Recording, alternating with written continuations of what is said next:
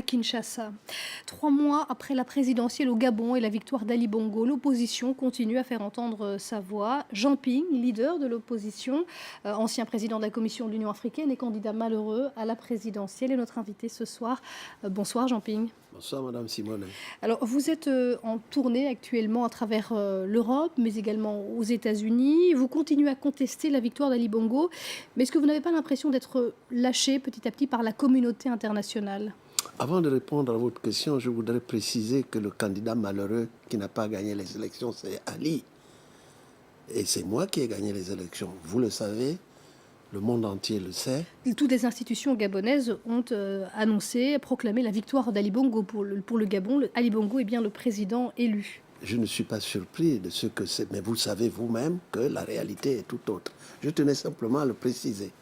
Donc vous continuez à contester la victoire d'Ali Bongo, mais quelle arme avez-vous? On a l'impression que la communauté internationale, qui avait été très ferme dans un premier temps, vous lâche petit à petit.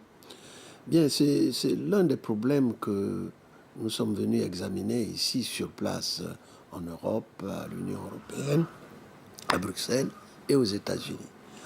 Je le répète à nouveau, tout le monde connaît les résultats. À l'intérieur comme à l'extérieur. Je viens des États-Unis, tout le monde sait que j'ai remporté les élections. Mais que la proclamation faite par le gouvernement a présenté tout à fait l'inverse. Donc c'est une situation inacceptable et nous pensions que la communauté internationale qui nous a conseillé de suivre toute une série de procédures, nous ne croyons pas à ces procédures, mais nous avons respecté les vœux de la communauté internationale. C'est maintenant à la communauté internationale de prendre ses responsabilités. Parce que c'est très important que l'on prenne les responsabilités après avoir conduit les Gabonais dans une direction que nous savions être une direction erronée. Ça veut dire quoi prendre ses responsabilités? Parce que pour parler de la France notamment, on avait entendu des propos assez fermes de François Hollande par exemple, mais on voit que petit à petit il y a eu quelques reculades, le Premier ministre notamment qui a salué la victoire d'Ali Bongo. Est-ce que vous n'avez pas l'impression que cette communauté internationale n'ira jamais plus loin que là où elle a été? C'est ce que nous déplorons par rapport à ceux qui se sont exprimés. Vous avez mentionné leur nom, nous déplorons ça. Mais nous avons été à l'Union européenne. Nous savons que le rapport de l'Union européenne sera un rapport qui dira les choses. Avec les termes diplomatiques. Pour le 7 décembre, on attend ce rapport pour le 7 décembre. Qu'est-ce que vous en attendez de ce rapport? Beaucoup. Nous avons de l'espoir par rapport à ce rapport, alors qu'Ali le craint. Et c'est pour ça qu'il diffère de plus en plus l'apparition du rapport. Mais alors il y a un pré-rapport de l'Union africaine très critique et qui met en doute les résultats de la présidentielle qui a été dévoilé par Radio France Internationale récemment. Quelle a été votre réaction? Ce rapport finalement n'a jamais été publié. Quelle a été votre réaction?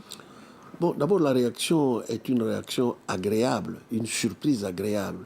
Jamais l'Union européenne, vous savez que j'ai été président de la Commission de l'Union africaine, jamais l'Union africaine n'était allée aussi loin dans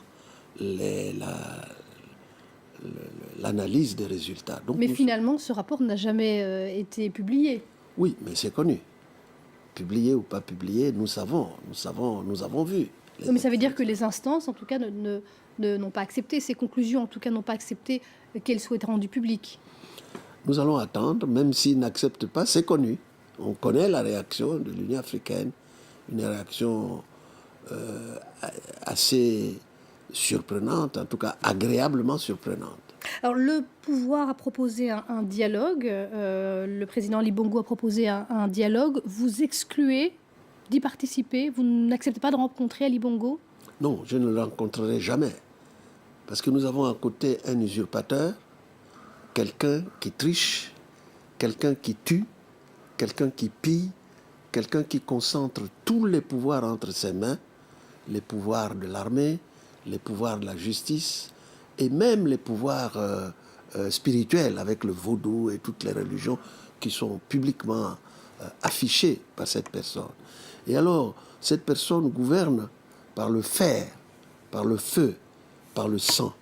Comment aller, voyez-vous, qu'on arrive à s'adresser et avoir un dialogue avec quelqu'un qui qui fait ce qu'il fait. Du coup, vous proposez un dialogue concurrent en quelque sorte.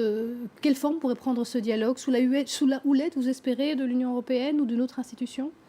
Non, nous préconisons d'abord, lorsque nous serons installés au pouvoir, nous préconisons un véritable dialogue organisé par nous, qui inclura toutes les parties et qui sera la base de la fondation de la Nouvelle République, de la Seconde République, qui posera les bases d'une véritable démocratie. Juste un seul mot, on n'a plus le temps. Vous participerez aux législatives prévues le mois prochain? Nous sommes en train d'en débattre entre nous.